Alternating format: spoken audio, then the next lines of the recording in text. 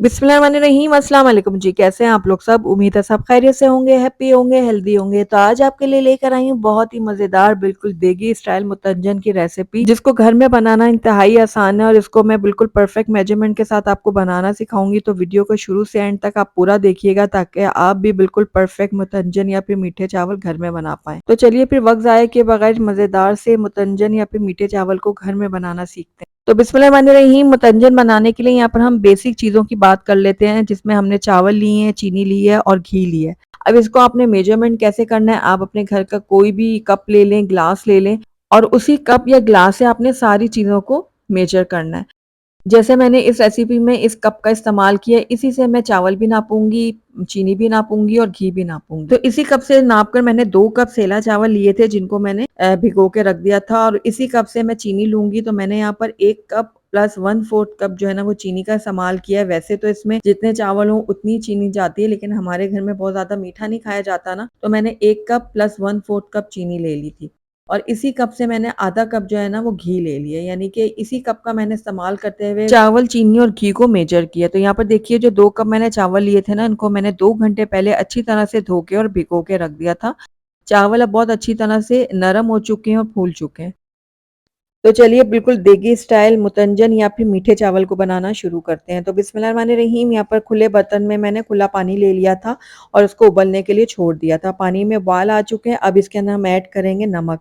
नमक मैंने बिल्कुल हाफ टी स्पून डाला है, ज़्यादा नमक हमने इसमें ऐड नहीं करना। और उसके बाद जो हमने चावल को भिगो के रखा था ना, ये सारे चावल डाल देंगे इसके अंदर।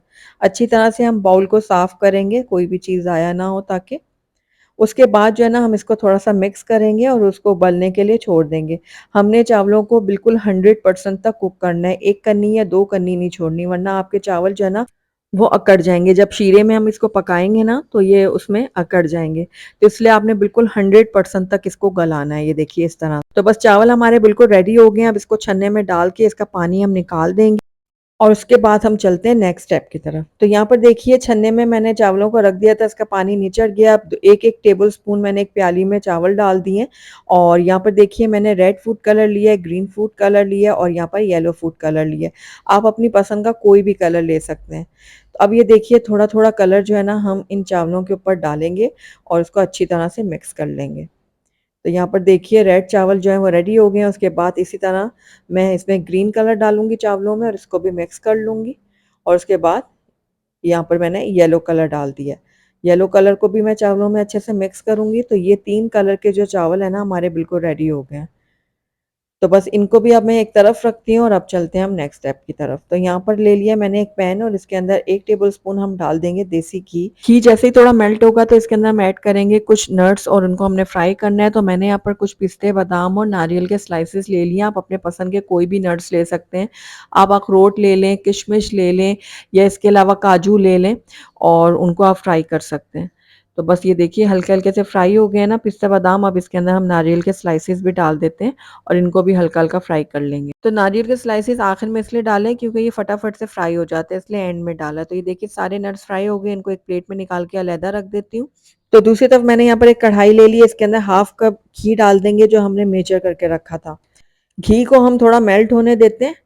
उसके बाद इसके अंदर हम ऐड कर देंगे 3 अदद इलायची और 3 अदद लौंग। तो दोनों चीज़ें हम इसके अंदर डाल देंगे, उसके बाद इसको हम हल्का-सा फ्राई करेंगे।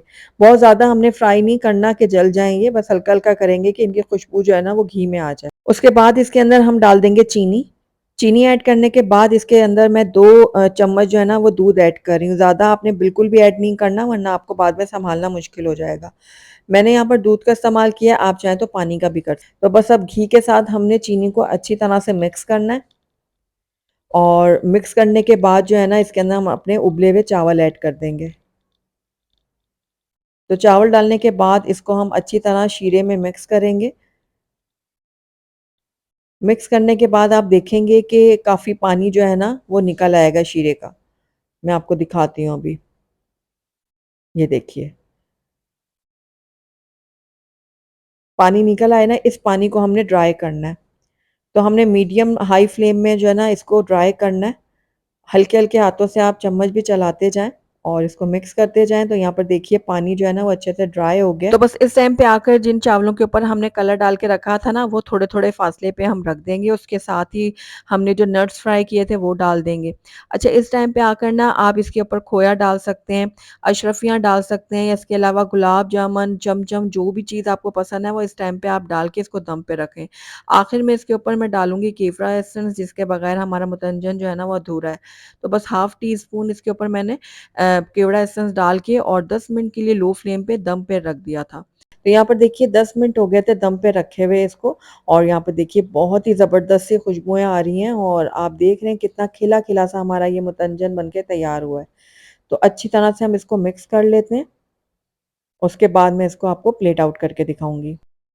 बहुत ही कम चीज़ों के साथ बहुत ही मज़ेदार से हमारे ये मीठे चावल या फिर मुतंजन बनकर तैयार हो गए हैं और आपने देखे हमने बहुत ज़्यादा इसके अंदर लवाज़मात नहीं डाले लेकिन उसके बावजूद ये दिखने में भी अच्छे लग रहे हैं और खाने में तो इनका कोई जवाब ही नहीं है। तो आप कम चीज़ों के साथ मज़ेदार सा ये मीठा ज़रूर ट्राई कीजिएगा और मुझे बताइएगा कि मेरी आज की रेसिपी आपको कैसी लगी। अगर अच्छी लगी तो इसको लाइक ज़रूर कीजिएगा, फ्रेंड्स और फैमिली में इसको ज़्यादा से ज़्यादा शेयर कीजिएगा। अगर पहली दफ़ा मेरे चैनल पे आएँ तो काइंडली इसको सब्सक्राइब भी कर लें, साथ ही बेल आइकन को भी प्रेस कर दें ताकि मेरी हर नई आने वाली वीडियो की नोटिफ़िकेशन सबसे पहले आप तक पहुँचे। Thank you for watching. अल्लाह हाफ़िज़।